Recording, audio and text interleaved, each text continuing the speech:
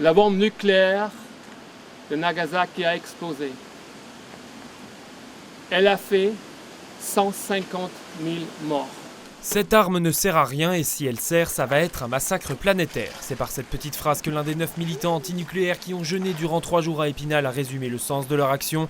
Militer pour la fin des armes nucléaires dans le monde et faire respecter les différents traités internationaux sur le sujet sont également des axes forts de leur mobilisation. Pour eux, en effet, la dissuasion nucléaire. Ça contient un facteur psychologique. Il n'y a aucune preuve que ça marche. Prenons l'exemple d'Israël. Donc l'Israël a été attaqué par l'Égypte.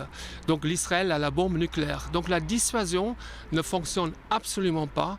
C'est pas parce qu'un État a une bombe nucléaire ou atomique qu'on peut empêcher une guerre ou un conflit. Un conflit nucléaire serait en effet lourd de conséquences humaines bien sûr, mais également environnementales.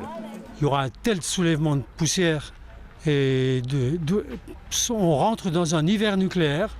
Et cet hiver nucléaire fait qu'il n'y aura plus les rayons du soleil pour arriver jusqu'au sol, il n'y aura plus de culture. À partir du moment où on n'a plus de culture, on aura bien du mal à survivre.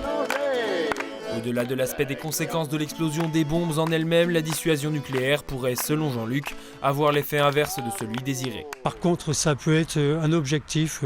Moi, je ne voudrais pas habiter Brest, parce que Brest, c'est là où les sous-marins nucléaires français vont se ravitailler.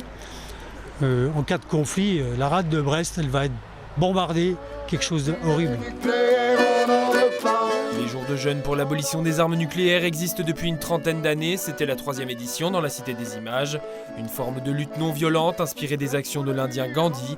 L'ICAN comprenait la campagne d'abolition des armes nucléaires, a reçu en 2017 le prix Nobel de la paix pour ses actions en faveur de la fin de l'armement atomique.